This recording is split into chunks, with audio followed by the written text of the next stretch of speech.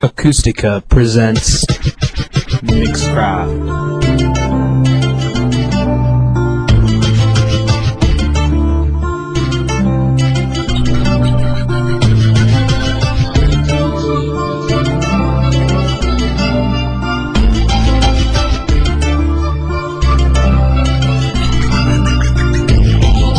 Ako ay nagra-rap, hindi upang magpasikat. Gusto lang magpahayag, subukan umulat ang mga nagkikibulat.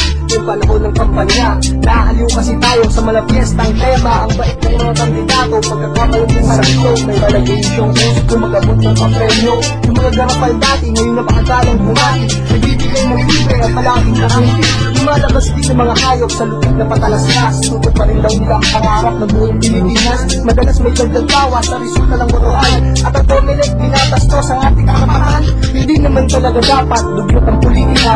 Marami lang talaga sa atin na mapagsamantala. Tuwang-tuwa sila tuwing tayo'y nagiging bobo. Dahil ito ang paraan nila upang madali tayong mauto. Ito ay para sa lahat ng may pakialam. Mga nagmamahal sa Diyos, pamilya at bayan. Hindi ka ignorante, isa ako sa buong mundo.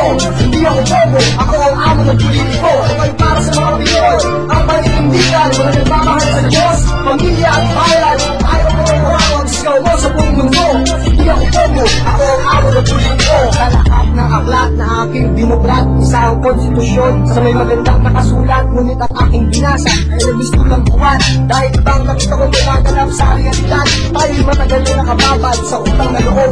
At marami na rin sa atin ang paglalag na tagasunod. Pangalan natin utang na loob. Ang serbisyong binibigay, may pangalan pa nila. Yung mga proyekto ng barangay, tayo ang nagbigay kapangyarihan mula sa mga boto natin. Kaya ang mga leader dapat ang may utang na loob sa atin. Kung alam mong ibig kong sabihin, naniniwala ka. Pero kung hindi pa rin, itanong mo na lang sa kanila. Hindi ako nagmamadali, hindi ako nagbigago. Gusto ko lang sabihin kung ano talaga ang totoo.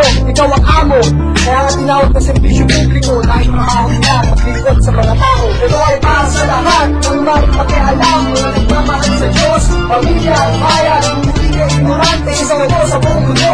Hindi ako bobo, ako ang amo ng politiko. Ito ay para sa mga Pinoy, ang paninindigan. Mga nagmamahal sa Diyos, pamilya at bayan. Kung ayaw mo ng kurangon, sigaw mo sa buong mundo. Hindi ako bobo, ako ang amo ng politiko. Ikaw ang amo, dahil ikaw ang nagpapasweldo. Nagbabayad ka ng buwis kahit wala ka pang trabaho. Bumili ka ng gamot o kahit anong produkto. Kaya kumain ka sa tapos kunin mo yung fisiko. Basahin mo mabuti at huwag pagulat. May nakasulat na 2% na tinatawag na Harvard. Ngayong alam mo na, huwag kang mahihinis. Ito ang simpleng paraan ng pagbabayad natin ng buwis. Mas nakakainis, lalo na kung iyong malalaman na bago pa tayo silang ay lubog na tayo sa utang. Isinanda ng gobyerno ang ating kaluluwa sa tulyang. Kaya maraming professional dito ang alipin sa ibang lugar. Masakit man ng gabi, pero ito ang katotohanan. Simula ngayon, gigising na ako at ating babantayan. Ayoko na magbayad ng utang na hindi na pakinabangan. Tulad ng nuclear power plant doon sa Bataan. Ito ay para sa lahat ng may pakialam. Mga nagmamahal sa Diyos, pamilya at bayan. Hindi ka ignorante, isang ako sa buong mundo. Hindi ako bobo, ako ang amo ng politiko. Ito ay para sa mga Pinoy, ang paninindigan. Mga nagmamahal sa Diyos, pamilya at bayan. Kung ayaw mo ng kurangon, sigaw ko sa buong mundo. Hindi ako bobo, ako ang amo ng politiko. Ito ay para sa lahat ng may pakialam. Mga nagmamahal sa Diyos, pamilya at bayan. Hindi ka ignorante, isang ako sa buong mundo.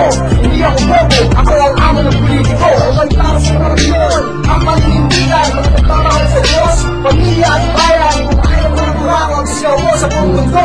Hindi ako bobo, ako ang amo ng politiko. Para sa ikaw